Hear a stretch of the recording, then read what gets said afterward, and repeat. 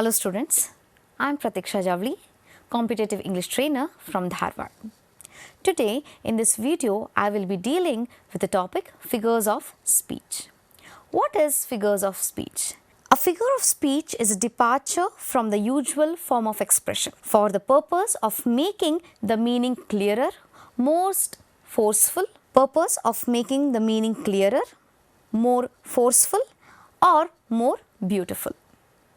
Figurative language na ಬಳಕೆ ಇಲ್ಲಿ ಆಗುತ್ತೆ. A figure of speech is a word or a phrase that possesses a separate meaning from its literal definition. So ಇಲ್ಲಿ ಆ ವಾಕ್ಯದ ಅಥವಾ ಆ ಒಂದು ಸನ್ನಿವೇಶದ ಅರ್ಥವನ್ನ ಡೈರೆಕ್ಟ್ ಆಗಿ ಕೊಡೋದಕ್ಕಿಂತ ಈ ಶಬ್ದಗಳ ಬಳಕೆ ಮಾಡೋದ್ರಿಂದ ಆ ಒಂದು ವಾಕ್ಯದ ಅರ್ಥನ ಹೆಚ್ಚು ಮಾಡಲಾಗುತ್ತದೆ.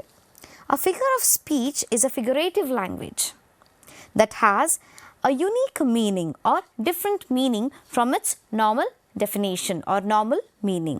In other words, we can say figure of speech relay or implied or suggested meaning rather than the literal meaning of the sentence or that word.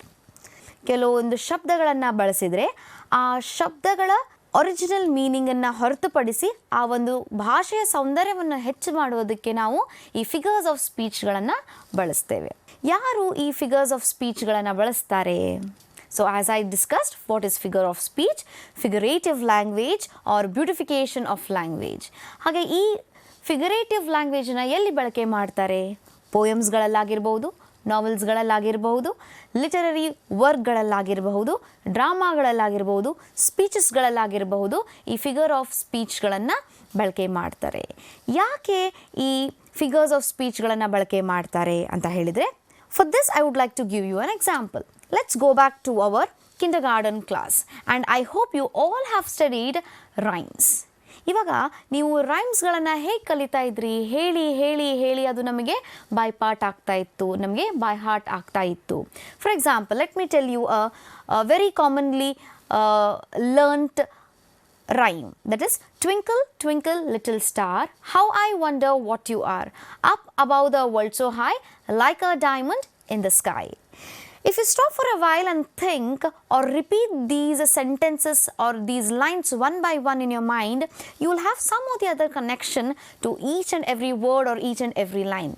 There may be a similar in the word pronunciation, there might be repetition of words, there might be rhythmic ending for every line, and this is how figurative languages are used.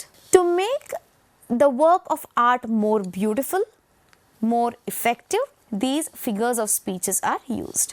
And this is the reason why poets and writers, dramatists are very famous, because they know how to use words appropriately at the appropriate place in their work of art.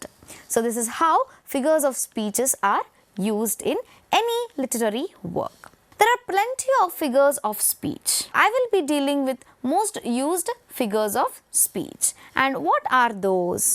Well, if you observe this slide, here I will be dealing with simile, alliteration, metaphor, personification, oxymoron, hyperbole, irony, anaphora, metonymy and synecdoche.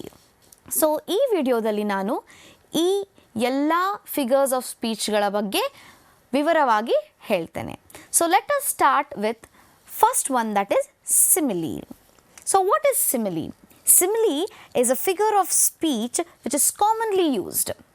ಯಾವ ರೀತಿ ಬಳಕೆಯನ್ನು ಮಾಡ್ತೇವೆ, ಯಾವ ಶಬ್ದಗಳನ್ನು use ಮಾಡಿ ಇದರ ಬಳಕೆಯನ್ನು ಮಾಡ್ತೇವೆ ಅಂತ ಹೇಳಿದರೆ, ಲೈಕ್ ಮತ್ತು as.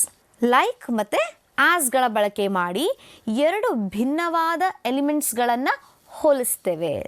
So by using the word like and as we use figure of speech simile to bring two different elements. For example, he is as tall as a pole. ಅವನು ಕಂಬದಂತೆ ಎತ್ತರವಾಗಿ ಇದ್ದಾನೆ. As tall as a pole. ಹಾಗಂದ್ರೆ ಏನು? ಅವನು literally ಅಷ್ಟು ಎತ್ತರ ಇದ್ದಾನ? ಒಂದು 10-15 ಅಡಿ ಇದ್ದಾನ? ಇಲ್ಲ. ಆದರೆ he is really very tall among our friend circle or in the class. He is compared to something which is very tall than usual. ಸಾಮಾನ್ಯವಾಗಿ ಇರುವಂಥ ಹೈಟ್ಗೆ ಬಿಟ್ಟು ಅವನು ಸ್ವಲ್ಪ ಚೆನ್ನಾಗಿ ಎತ್ತರ ಇರೋದಕ್ಕೆ ಅವನನ್ನು ಒಂದು ಕಂಬಕ್ಕೆ ಅಥವಾ ಒಂದು ಪೋಲಿಗೆ ಇಲ್ಲಿ ಏನು ಮಾಡಲಾಗಿದೆ, ಕಂಪೇರ್ ಮಾಡಲಾಗಿದೆ. ಹಾಗಾಗಿ ಸಿಮಿಲಿ ಅನ್ನೋ ಫಿಗರ್ ಆಫ್ ಸ್ಪೀಚಲ್ಲಿ ನಾವು ಎರಡು ಭಿನ್ನವಾದ ಎಲಿಮೆಂಟ್ಸ್ಗಳನ್ನು ಹೋಲಿಸಲಿಕ್ಕೆ ಯೂಸ್ ಮಾಡುವಂಥ ಪದ ಲೈಕ್ ಅಥವಾ ಆ್ಯಸ್ ಅಂತ ಶಬ್ದಗಳ ಬಳಕೆ ಮಾಡಿ ನಾವು ಈ ರೀತಿಯಾಗಿ ವಾಕ್ಯಗಳಲ್ಲಿ ಉಪಯೋಗಿಸ್ತೇವೆ. Let's see some more example. She is as beautiful as a flower. So here in this sentence ಒಂದು ಹುಡುಗಿಯನ್ನು ಒಂದು ಸುಂದರವಾದ ಹೂವಿಗೆ ಹೋಲಿಸಲಾಗಿದೆ. ಹಾಗಾಗಿ ಲಿಟ್ರಲಿ ಅವಳು ಒಂದು ಹೂನ ಅಲ್ಲ, ಆದರೆ ಅವಳು ಹೂವಿನ ಜೊತೆಗೆ ಹೋಲಿಕೆ ಮಾಡಲಾಗಿದೆ. She is been compared with a flower. A girl and a flower, two different elements, and they are compared each other by the word using as. Next example. She keeps her mind like a cucumber.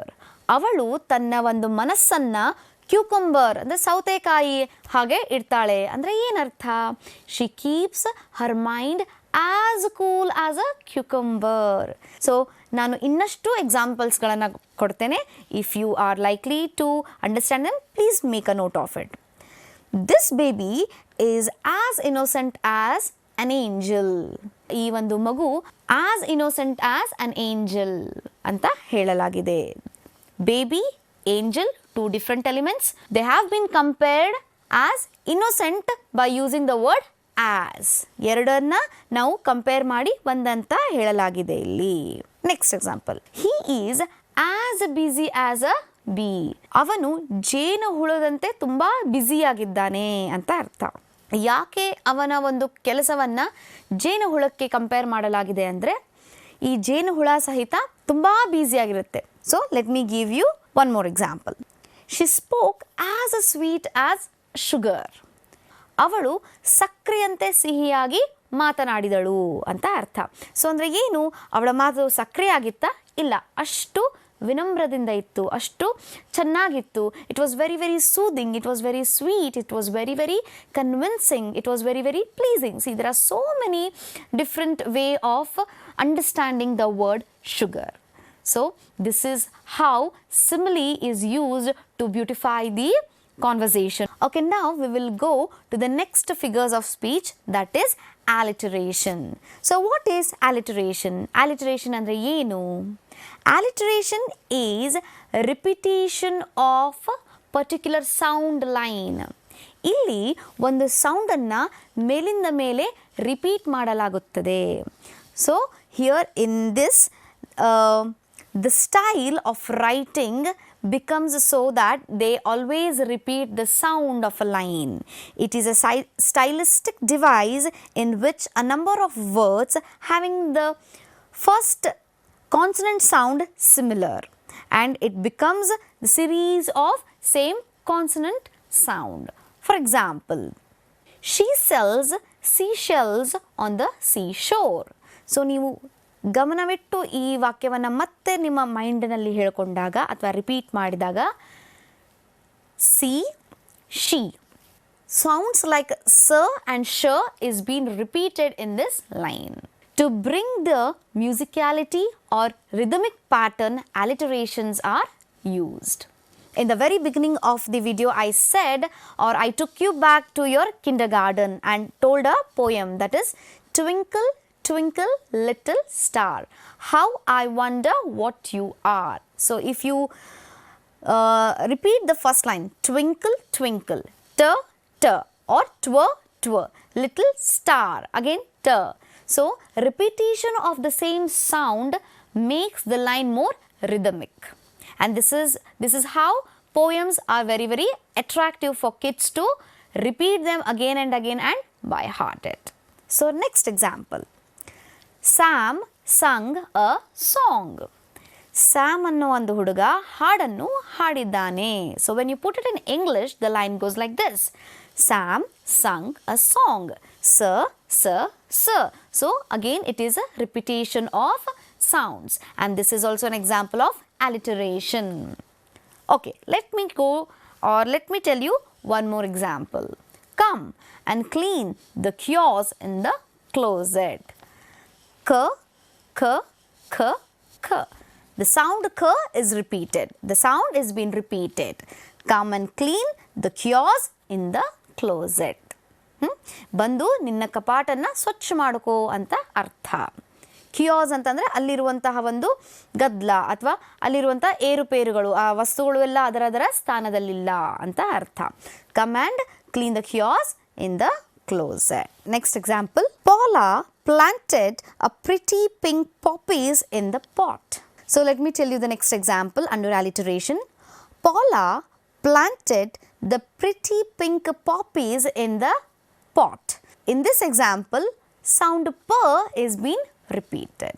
Well, after simile, alliteration, let's go to the next figures of speech, that is metaphor. So what metaphor is? Comparing two very similar entity as one. So what is metaphor ಅಂತ ಹೇಳಿದ್ರೆ ಇಲ್ಲಿ ಎರಡು ವಿಷಯಗಳನ್ನು ಒಂದೇ ಅಂತ ಹೇಳೋದು. I think you may get a little confused between simile and metaphor. ಅಲ್ಲಿ ಏನಾಗುತ್ತೆ ಸಿಮಿಲಿಯಲ್ಲಿ, he is as tall as a pole ಅಂತ ಹೇಳ್ತಾರೆ. ಅವನು ಆ ಒಂದು ಕಂಬದಷ್ಟೇ ಎತ್ತರವಾಗಿದ್ದಾನೆ ಅಂತ ಹೇಳೋದು. ಇಲ್ಲಿ ಏನಾಗುತ್ತಪ್ಪ ಅಂತಂದರೆ ಆ ಒಂದು ವಸ್ತುನ ಅದೇ ಅಂತ ಹೇಳೋದು. For example, Kalidasa is India's Shakespeare. ಕಾಳಿದಾಸನ ಏನಂತ ಕರೀತಾರೆ? ನಮ್ಮ ಭಾರತದ ಶೇಕ್ಸ್ಪಿಯರ್ ಅಂತ ಕರೀತಾರೆ. ಇಲ್ಲಿ ಕಂಪ್ಯಾರಿಸನ್ ಮಾಡೋದು ಹೌದು, ಆದರೆ ಯಾವುದೇ ರೀತಿಯಾದ ಶಬ್ದಗಳ ಬಳಕೆ ಇಲ್ಲ. ಅವನು ಇದೆ ಅಂತಾನೆ ಹೇಳೋದು. Bringing two different or two similar entity as one. You bring two entities as one. No separation between the compared things. There is no separation of these compared things. Metaphor is a figures of speech that describes an object or action in a way that it isn't literally true but helps explain an idea or make a comparison. It will make the comparison saying that both are same, both are one. Okay, my uncle is a Hitler. ನಾವು ಸಿಮಿಲಿಯಲ್ಲಿ ಇದನ್ನೇ ವಾಕ್ಯ ಹೇಳಬೇಕಾದಾಗ ಹೆಂಗೆ ಹೇಳ್ತೇವೆ ಅಂದರೆ, my uncle is as strict as Hitler ಅಂತ ಹೇಳ್ತೇವೆ. ಆದರೆ ಇಲ್ಲಿ ಮೈ ಅಂಕಲ್ ಇಸ್ ಹಿಟ್ಲರ್ ಅಂತ ಹೇಳ್ತಾ ಇದ್ದೀವಿ. So here we are comparing uncle and Hitler as one. That means he is very strict. Simile is when you say my uncle is as strict as Hitler. You are comparing using like or as. Whereas here in metaphor we say both are same. My uncle is a Hitler. So I hope you got the difference between simile and metaphor. You are my sunshine. ಅಂದರೆ ನೀನು ನನ್ನ ಬಾಳಿನ ಬೆಳಕು ಅಂತ ಅರ್ಥ. So ಇಲ್ಲಿ you, sunshine are not different elements but same. You both are same to me ಅಂತ ಅರ್ಥ. Her heart is a gold. ಏನು ಹೇಳ್ತೇವೆ? ಅವಳ ಒಂದು ಹೃದಯವನ್ನು ಬಂಗಾರಕ್ಕೆ ಹೋಲಿಸಲಾಗಿದೆ. ಅದಕ್ಕೇನು ಹೇಳ್ತೇವೆ? ಅವಳ ಹೃದಯ ಬಂಗಾರದಂತ ಇದೆ ಅಂತ ಹೇಳ್ತೇವೆ. Her heart is gold. The classroom was a zoo. We are saying the classroom and zoo were one. Next example. The thunder was a mighty lion. Thunder ಅಂದರೆ ಗುಡುಗು ಮಿಂಚು ಸೇರಿ ಬರುವಂಥದ್ದು ಥಂಡರ್. ಮತ್ತು ಲಯನ್ ಅನ್ನೋದು ಒಂದು ಪ್ರಾಣಿ which is very very wild, very very ferocious. So ಈ ಥಂಡರ್ ಮತ್ತು ಲಯನನ್ನು ಒಂದೇ ಮಾಡಿದ್ದಾರೆ. ಅಂದರೆ ಈ ಥಂಡರ್ ಸಹಿತ ಲಯನ್ ಅಷ್ಟೇ ಡೇಂಜರಸ್ ಆಗಿತ್ತು ಅಂತ ಹೇಳೋಕ್ಕೆ.